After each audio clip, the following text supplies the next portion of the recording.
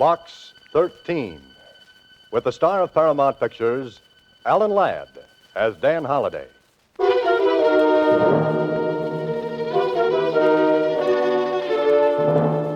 Box 13. Box 13. Box 13. Box 13.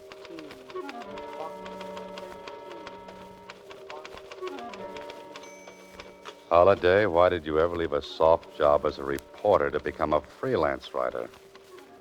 Or why did you ever advertise for adventure? Oh, I know it makes you feel like a kid with a box of Cracker Jack. Now you can't stop. You might run across a juicy peanut, or that grand prize is supposed to come in each and every package. But you know by now that storylines, like money, don't grow on trees. Susie, where have you been? You know where I've been, Mr. Holliday. Down at the Star-Times after the mail. Oh, yes, the mail. What's in box 13?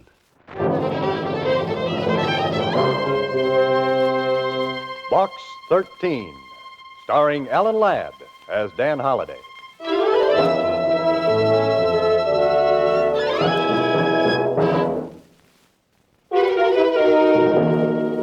And now, Box 13, starring Alan Ladd as Dan Holliday.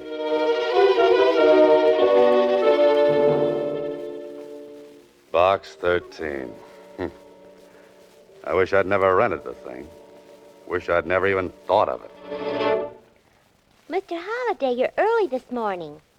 Well, I had to see if my new secretary's on the ball. You know, since you rescued me from that nut factory down at the Star-Times, I'd work my fingers off the elbows for you. Uh-oh, now take it easy, Susie. You'll need those elbows to lean on when things get dull around here. Dull? Oh, things don't get dull around you, Mr. Holliday. Hey, what's that you're writing, a love letter? Yeah, it's a love letter to your publisher. Uh-oh. He wants to know where are the chapters you promised for the new book. And what are you telling him, Susie? A lie. A big fat one. Thanks. By the way, where are those chapters, Mr. Holliday? If I had them, my secretary'd have lots of extra work. You don't like extra work, do you, Susie? I don't like your worried look. When you don't have chapters, you have that look. Oh, does it show so much? Like a chinchilla coat in a dime store. It's the hallmark of my profession, Susie. Say, what was in box 13 today? Some goof wants you should fly to Mars with him in his homemade rocket. Oh, brother. Oh, yes. There was a ticket to a radio broadcast. Radio broadcast?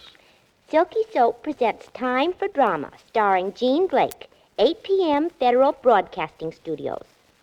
Now, who would want me to go to a radio show? The advertising agency, maybe? Those guys don't read adventure wanted ads. Too busy dreaming up singing commercials. Someone wants you should go to that broadcast awful bad. Yeah. She wrote please in the back of the little envelope. She? Yeah, she. And I don't like her taste in lipstick.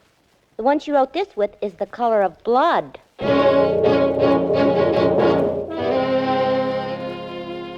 And now you have returned, my darling. I am alive again. The wind is down, but still the seas run high.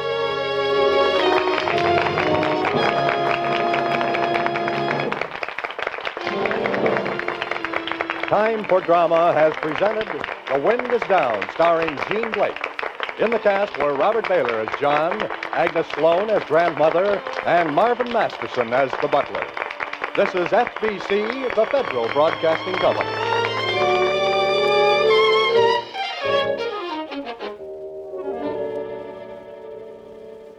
Sorry, sir, we're closing the studio. Huh? Oh, sure. I was meeting someone. They must have stood me up. Someone in the cast, sir? Yes, it could be. I think they've all gone, but you might try the stage entrance. Oh, thanks. How do I get there? Around to the back of the building, sir, just opposite the parking lot.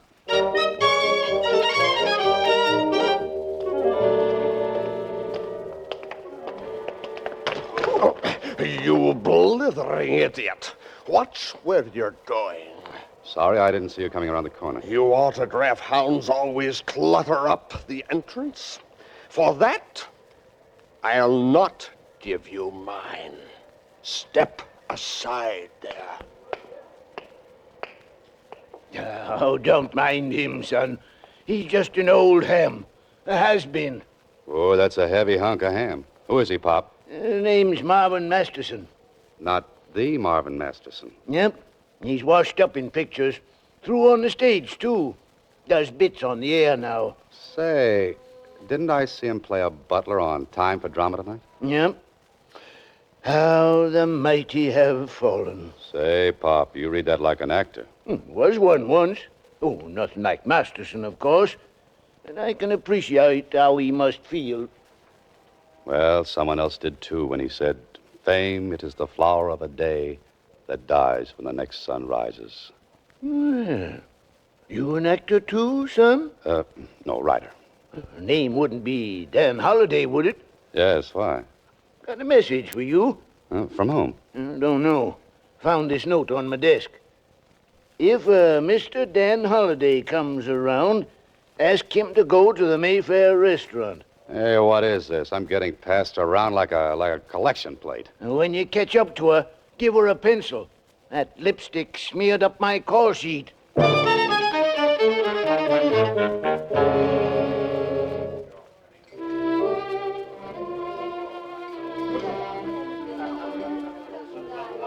Ah, Monsieur Halliday, it is an honor to have you once more at Mayfair. You have deserted us too long. Working hard, Henri? Always. But tonight, you relax. You have fun, eh, Monsieur Halliday? What do you mean? A charming young lady waiting for you at your table. Oh, I'd hoped you'd come, Mr. Holliday. Why, you're Jean Blake. Yes, I must talk with you. We'll order later, Henri. Now, what is this all about? Oh, I suppose I am being rather mysterious. I'm used to mystery. Besides not owning a pencil, what's your problem? Pencil? Yes, that lipstick you write notes with comes off on things. Oh. I'm in danger, Mr. Holliday. Grave danger. But why come to me? I know about you in Box 13. You advertise adventure wanted. Will go any place, do anything. I need help, so... So? Mr. Holliday, I'm going to be killed.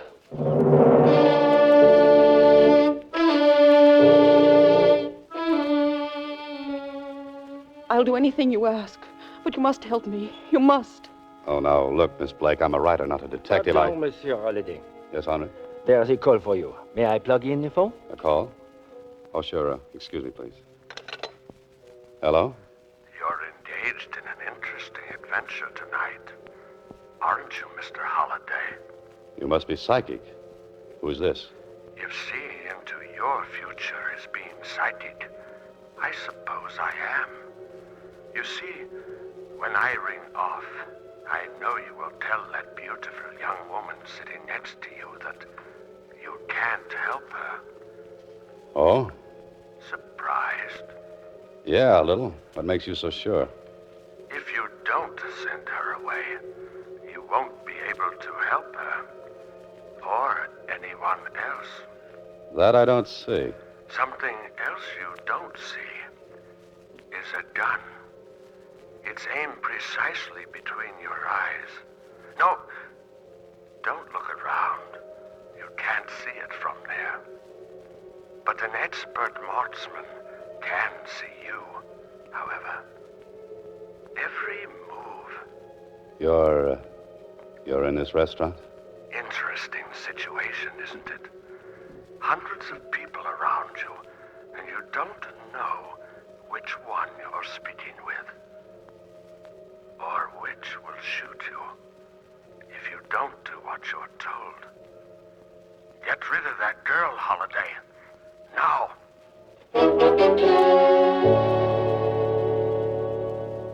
Now, Miss Blake. You will help me. But Miss Blake, But you must. You simply must. Look, I'll pay you anything. I don't want your money, Miss Blake. I want you to see the police. You won't help me? No, That's final? that's final. Very well. Goodbye, Mr. Holliday.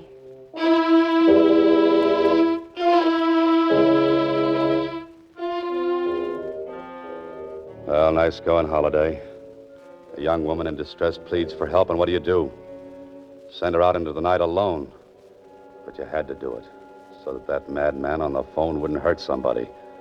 Now you've got to find her, and fast. Henri! Henri! Oui, Monsieur Halliday? That girl who just left, Jean Blake. Did you see where she went? Oui, monsieur. She walked towards the park.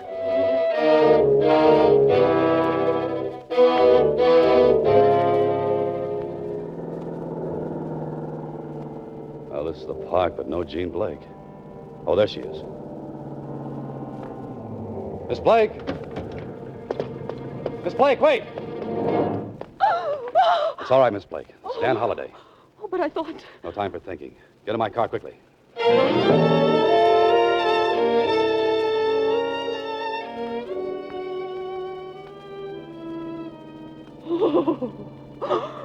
What can I do? What can I do? Oh, now, easy, Miss Blake. Take it easy. There. You'll be all right now. Come on, try to be calm. Can you tell me who's been threatening you? And there's only one thing we can do. What? Go to the police.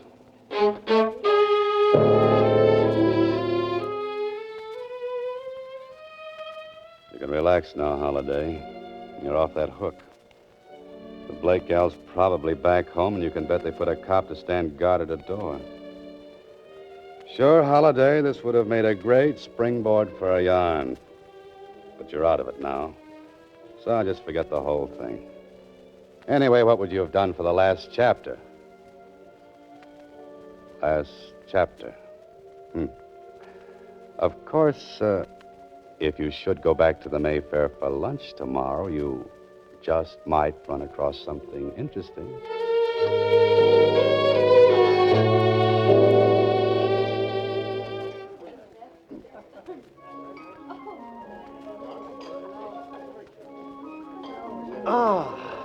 Aren't you Dan Holliday? Yes? The author? I thought as much. I've seen your pictures on dust jackets of your very exciting books. I'm a fan of yours. Well, have a seat, Mr. Masters. You recognize me. Have we bumped into one another before? Well, I'd call it a near miss. But along with a few million others, I'd recognize you anyway. Personally, I detest dining alone. Since no one was with you, I took the liberty. My pleasure, sir. Thank you.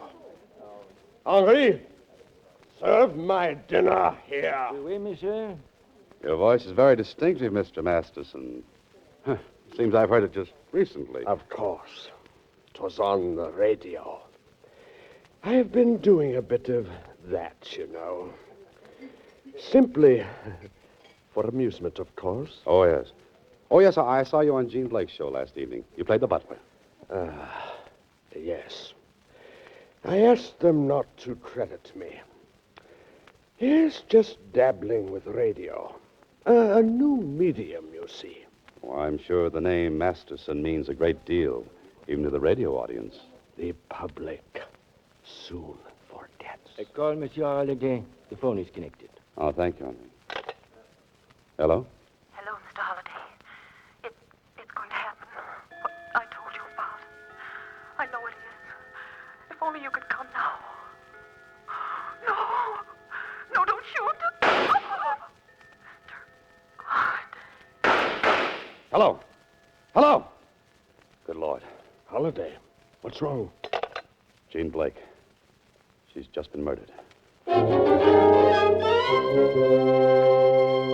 You are listening to Box 13, starring Alan Ladd as Dan Holliday.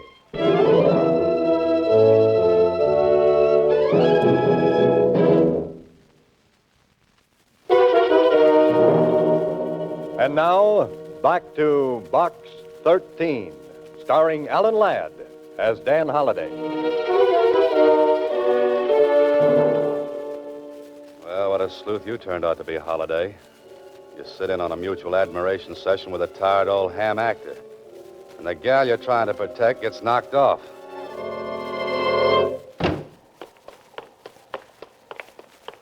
Hold it, Mac.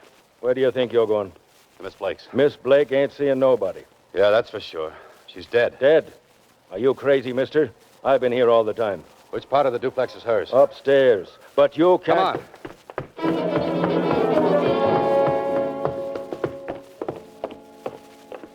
This it? Yes, but I... Come on, bust it in.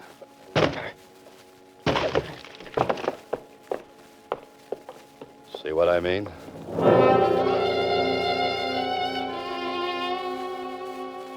Suicide, huh? What did she take? Suicide. You better look again. She was shot. That's impossible. I'd have heard something. I've been here 6 hours and I ain't heard no shot. But there were 3 shots. I heard them just 15 minutes ago. You heard them. You wasn't here 15 minutes ago. Or was you? Were you? I told you I've been here 6 hours. Didn't you leave for cigarettes or something? I told you I've been here. Yeah, I know you've been here 6 hours.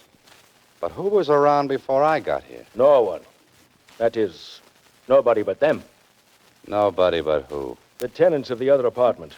An old guy and his daughter, name of Masterson. Masterson.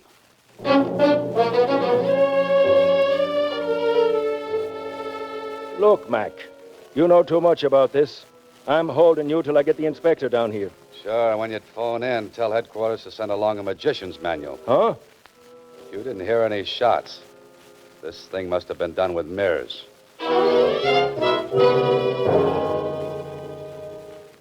Did you talk to Miss Blake after you left her last night?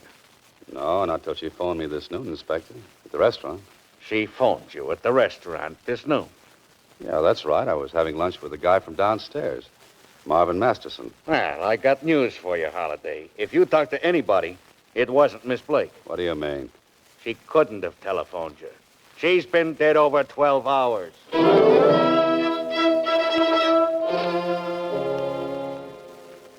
How about that?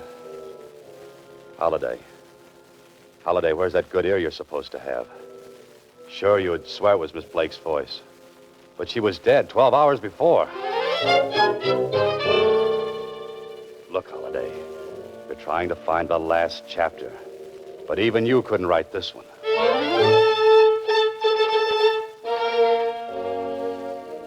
But it was her voice. Come on now, think, Holiday. What did she say over the phone? It's going to happen. What I told you about. I know it is. If only you could come now.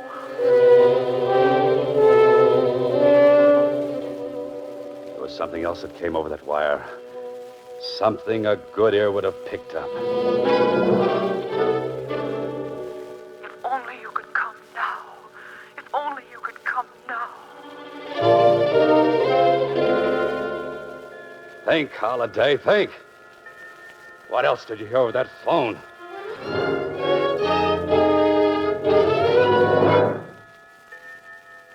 A clock. A clock sounding the Westminster Abbey chimes.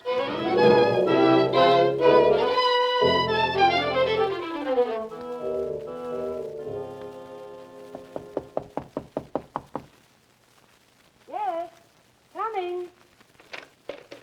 Yes? Miss Masterson? I'm Dan Holliday. Oh, yes. Good evening. Won't you come in? I'm sorry to intrude. Oh, not at all. Father told me he lunched with you this noon. Oh, yes. Is your father at home? No. Oh. Is there something I can do? Oh, yes. Answer a few questions, if you will. Well, if it's about that poor girl upstairs, the police have already questioned Father and me extensively. Poor Father.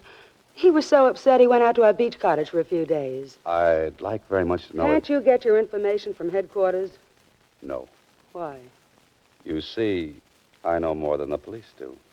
Isn't withholding evidence a crime, Mr. Holliday? Yes. So is aiding and abetting a murder. I'm afraid that's not very clear. Some details are not clear to me. That's why I'm here. Are you insinuating that... No. I'm accusing. Accusing whom of what? A father and his daughter, of murder and abetting a murder, respectively. That's ridiculous. I don't think so. I get it. This is just a gag cooked up between you and my father. Well, it really isn't very funny. It's no gag. Your father murdered Jean Blake.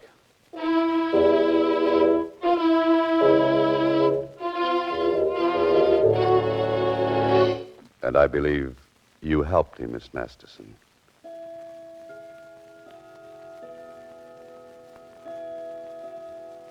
And now I'm sure of it. Is my silence that expressive? No, but your clock strikes the Westminster chimes. Chimes? I don't see what they've got to do with it. I see several things. Your fancy record player, for one. It does have an attachment for making recordings, doesn't it? Mr. Holliday, you have no right to ask questions. The police got all the information they wanted. But not the evidence to convict Marvin Masterson. I know he's a murderer. You'll have to prove that. This noon over the phone, I heard Jean Blake calling for help. Then I heard that shots had killed her. Well, if my father was dining with you at the time, how could he be the killer? I heard the murder, but not at the time it was committed. It was you, Miss Masterson, who telephoned me at the restaurant. Are you trying to say I'm clever enough to go through that shooting routine and then fake Jean Blake's voice over the phone? It was Miss Blake's voice, all right. However, I heard it 12 hours after your father killed her in this apartment. Later, he carried her body upstairs. That's fantastic. Is it? Mind if I go through this collection of records? I should find the one Jean Blake was forced to cut on this machine before she was shot to death. No, don't, please. Oh, you did play that record I heard on the phone. Yes.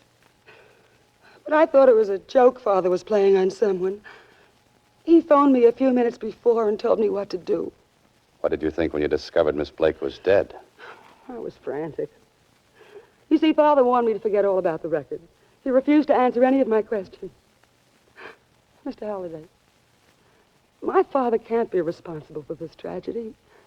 He's just a broken old man. He was the idol of millions for so long, and now they don't want him anymore. It's breaking his heart. And please, I'm begging you to forget all about this, Mr. Halliday. I thought you might be innocently involved. But I'm afraid you can't protect your father from a murder charge. What will they do with him? I'm sorry, Miss Masterson, but I'll have to take that record. Don't touch that cabinet, Holiday. Oh, you didn't like the beach, Masterson. I didn't go. You're too clever to be out of my sight. Being at this end of your gun might indicate otherwise. But I don't like guns pointing at me. Hey, get out of the way. He was going to shoot you. Oh, you're so right. Fortunately, you got in the way. Are you convinced now that he killed Miss Blake? Yes. I'm afraid I am. How did you know it was done here, not up in Jean's apartment? Jean didn't have a clock, which strikes the Westminster Abbey chimes. This is Box 13, starring Alan Ladd as Dan Holliday.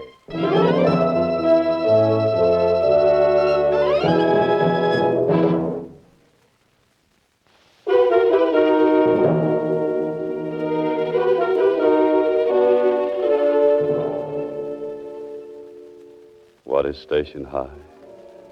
'Tis a proud benefit. It boasts and begs. It begs alms of homage from the throng, and oft the throng denies its charity. Holiday. What's that, Inspector? I said that Masterson was a fool. Imagine his insane jealousy of a young performer leading him into a murder plot. Oh, I know, but after all, look at it from Masterson's viewpoint. He'd been a great star, now he was reduced to playing a bit. Support of a girl he considered an upstart. Yeah. Well, it's too bad. Yes, his thinking went awry on him. He figured if he got rid of her, they might rebuild the show around him. The old boy was nutty as a peck of peanut brittle. Well, Mr. Holliday, should I go over to Star Times and see what's in Box 13? Oh, not this morning, Susie. Today we work. Chapters for our publishers? Chapters for our dear publisher. Good. Oh, say, before we start, there's a letter here for you. A letter? What's it say? It's from the man who owns the apartment building where you live. Yes? It says, your rent is past due. Get it up or get out. Oh, fine.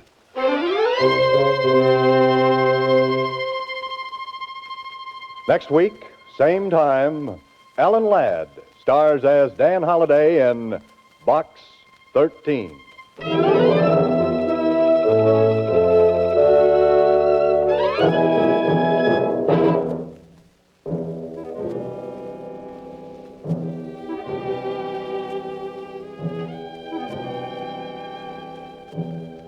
Alan Ladd appears through the courtesy of Paramount Pictures and may currently be seen in Wild Harvest.